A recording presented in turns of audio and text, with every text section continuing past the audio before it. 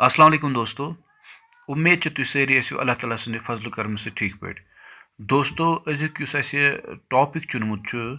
सह ब्याक modal auxiliary यथ वन कैन। आज वो यह कैन अमिच क्या यूटिलिटी है, अमिच क्या फंक्शनैलिटी है, अमिक क्या यूजेस, अमिक क्या इस्तेमाल। यह जन अमिक गोडनिक यूज सह यह कि यह इस्तेमाल करान यम सातन हावन एबिलिटी, कैपेबिलिटी, कैपेसिटी,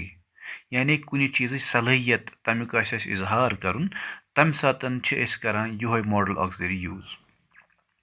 मिसाल के तौर पर लिखो मिसाल यन आई कैन स्पीक 10 लैंग्वेज, यानी बह हेक 10 जबान बोलित। यह मे मज कैपेसिटी, यह मे मज एबिलिटी, यह मोन पोटेंशियल, यह मेन सलाहियत। ठीक है,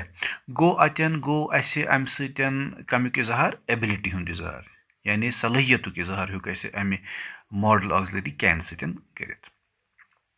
वो अमिच दोयम फंक्शन क्या सो यह कि यह कुन सातन हेकान इस्तेमाल करित मे बदल ते।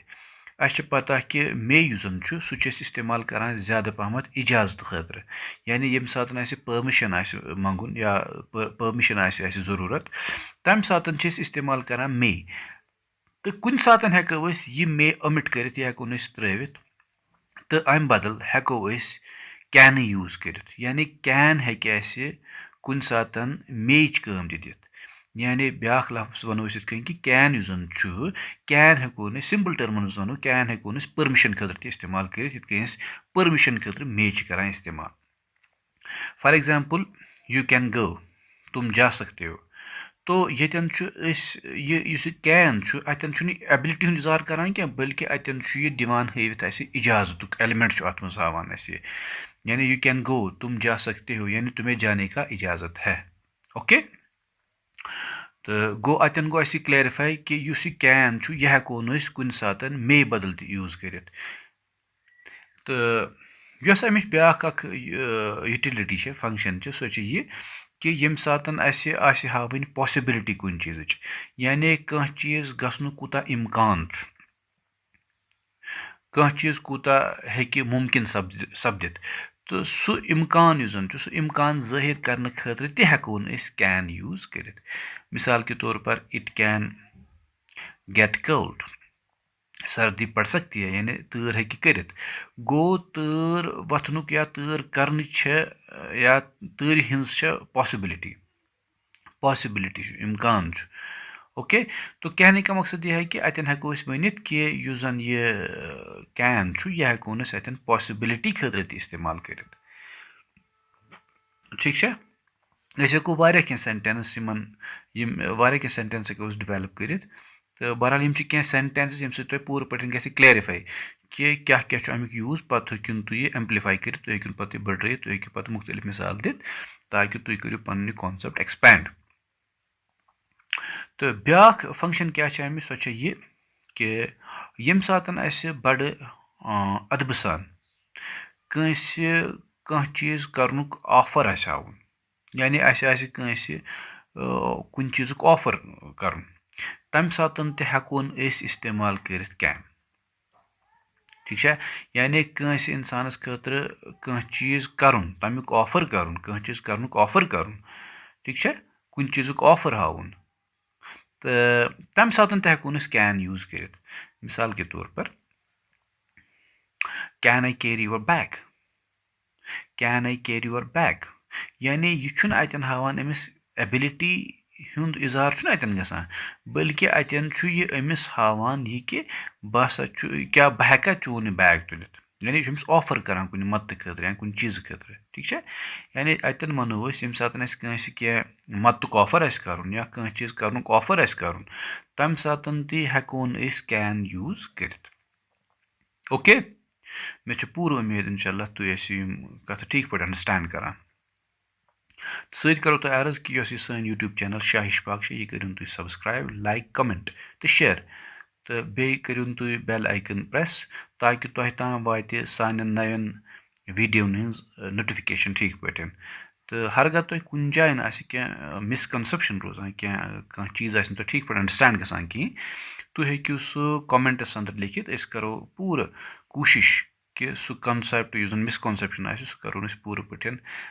रेक्टिफाई कर करो ज़्यादा कोशिश यानी सह करो आसान कर करो ज़्यादा कोशिश तमिच तो बहरहाल बह तुह अर्ज करान यम जन यह अमिच फंक्शनैलिटीज़ यम कैन फंक्शनैलिटी हेको मजीद त सेंटेंस बनवित तो सारे खुद इम्पोर्टेंट चीज़ यह कि गोडनेथ पूरे पठन कॉन्सेप्ट क्लियर कर तो पत् यम सात कॉन्सेप्ट गो क्लियर पत् पेवान यम चीज़ याद थवन पूरे जहन नशीन कर गोडनेथ अमुक फैम कर हासिल पत् जहन नशीन कर तो पत् अमिच मशक कर प्रैक्टिस कर तो यम सात यम त्रे प्रोसेस करो तो इवेंचुअली गि पूरे होल्ड डेवलप क्लच गि डेवलप कत इंग्लिश लैंग्वेज पे ठीक है तो गोडनेथ कर मे तुम क्या कत अर्ज मे पूरे यकीन तुम ठीक पे समझ मज तो तम पत् करो तुम जहन नशीन तो तुम करो अमिच प्रैक्टिस इंशाल्लाह होपफुली गि तुह पूरे डेवलप होल्ड इन चीज़न पे तो क्या वन मे गोडनिच फंक्शन अमिच मे कोर तुह अर्ज कि कैन आसान यह इस्तेमाल करान कम खतर एबिलिटी खतर एबिलिटी मतलब गो कैपेसिटी कैपेबिलिटी सलाहियत आसन कैलिबर आसन पोटेंशियल आसन कुन चीज़ तिम चीज़ हावन खतर तिमन हुंद इजहार करने खतर हेको कैन यूज कर मिसाल दित I can speak 10 languages I can climb this mountain I can cut this tree okay हेको वारिया कह मिसाल दित इथे कन ब्या अमिच फंक्शनैलिटी यह कि यम सात कुन सात इजाजत खतर इजाजत इजहार हावन या इजाजत पे जरूरत तम सात हेको कैन यूज कर इंस्टेड ऑफ मे या मे हेकोन कर तो कैन हेकोन कर यानी यम अतन बनान पान वन इंटरचेंजेबल टर्म्स कैन तो मे ओके यहाँ पे हम मे हेकोन इस्तेमाल कर या कैन हेकोन इस्तेमाल कर दोनों पॉसिबिलिटी तो त्रेम कत कर मे तुह अर्ज कि यम सात हावन कुन चीज़ पॉसिबिलिटी यानी कह चीज़ कूता मुमकिन हेक सपदित कुन चीज़ कूता इम्कान सपदनुक या गसनुक तम सात हेको यूज कर कैन तो मिसाल मे तुह ब्रोह पेश कर सह गो यह कि मिसाल इट कैन गेट कोल्ड यानी तूर हेक वथित गो तूर वथनुक इम्कान ओके या हेको इट कैन रेन ओके तो बहुत सारे ऐसे जो है हम मिसालें दे सकते हैं जिनके ज़रिए से यम सतन करो पूरे पे क्लैरिफाई कि यह कैन यह इस्तेमाल कर पॉसिबिलिटी खतर ठीक है तो यथे कन कर मे तुह ब्या अमिच फंक्शनैलिटी बयान सह गो यह कि यम सात ऑफर कर कुन मतुक या कह चीज़ हिंदी खतर करने खतर ऑफर हावन ठीक है तम सात करो यूज कैन मिसाल तुह ब्रोह कन can I carry your bag क्या बह हेका तुंद बैग तुलित अतन यह क्वेश्चन डेवलप करान कह या अतन यह क्वेश्चन पृछान कह या अतन यहान यह हावन कह कि सलाहियत या पॉसिबिलिटी ना बल्कि अतन हावान अमि कैन सत ऑफर यानी क्या बह हेका तुंद बैग तुल तम मतलब गो वल बह तुल तुंद बैग ओके यह ब्या स्टाइल करान अतन स्टाइलुक इजहार करान यानी ब्या तरीक अपनावान पन्ने कथ हुंद तो बहरहाल मकसद यही आसान मानिए अमि कथ हुंद यही कि बह तुल चोन बैग तो मगर वनान बदल तरीकस मज यानी ऑफर करान अतन ठीक है गो यम सात ऑफर हावन अमि सात हेकोन इस्तेमाल कर कैन ओके तो मे पूरे यकीन इंशाल्लाह तुह आसन चीज़ ठीक पे अंडरस्टैंड कर तो गो यम कह प्रोमिनेंट कह खास कह मेन यह फंक्शनैलिटीज़ कह खास यूजेस कैन ठीक है तो सारे खुद इम्पोर्टेंट चीज़ करो पूरे पे गोड अंडरस्टैंड पत् थवन याद जहनस मज थवन पूरे पे तो पत् यमन हुंद इस्तेमाल कर तो इंशाल्लाह गि पूरे पे अत पे होल्ड हासिल ठीक है तो गो यह थोड़ा बहुत अत कैनस मुतलिक इंशाल्लाह इन वालिस वक्तस मज करो बाकी ते लेक्चर अपलोड तो सोन मुद्दा तो मकसद युतुय कि यम जन आसान कॉम्प्लेक्स ग्रामेटिकल इशूज या कॉम्प्लेक्स ग्रामेटिकल आइडियाज یا مُشکِلات یِم زَن اَسہِ یِوان چھِ اَتھ اِنٛگلِش گرٛیمرَس منٛز سُہ چھُ اَسہِ مقصد یُتُے کہِ أسۍ کَرو یِم پوٗرٕ پٲٹھۍ کَروکھ یِم آسان بَناونٕچ کوٗشِش تاکہِ اَسہِ باسہِ سورُے سہل تہٕ آسان تہٕ پَتہٕ کَرو أسۍ اَمِچ مَشق تہٕ اَسہِ گژھِ ہولڈ اَتھ لینٛگویج پٮ۪ٹھ حٲصِل اوکے